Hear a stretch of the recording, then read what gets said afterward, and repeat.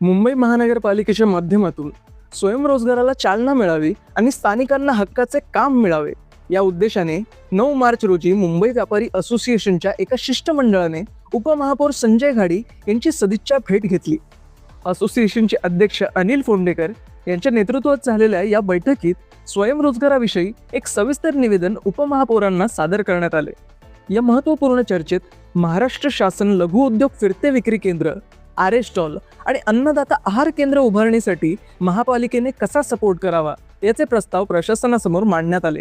याशिवाय महापालिकेतील विविध कामांची कंत्राटे ही स्थानिक मराठी भूमिपुत्रांनाच मिळाली पाहिजेत या मुख्य मागणीवर शिष्टमंडळाने विशेष जोर दिला.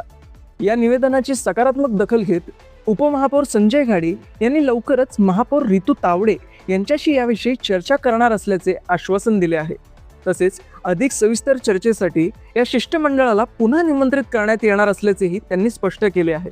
या बैठकीला असोसिएशनच्या महिला अध्यक्षा प्रज्ञा मोहिते, कार्याध्यक्ष संजय लोणकर यांच्यासह इतर शहर संघटक आवर्जून उपस्थित होते. मी दीपेश पवार, कोल्हापूर न्यूज 24.